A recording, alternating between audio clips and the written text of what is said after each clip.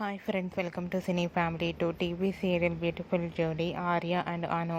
వీరిద్దరూ కలిసి ప్రముఖ జీ తెలుగు ఛానల్లో ప్రసారమవుతున్న ప్రేమ ఎంత మధురం సీరియల్లో హీరో హీరోయిన్ ఆర్య అను క్యారెక్టర్లు చాలా అద్భుతంగా నటిస్తూ మంచి సక్సెస్ను అందుకుంటున్నారు.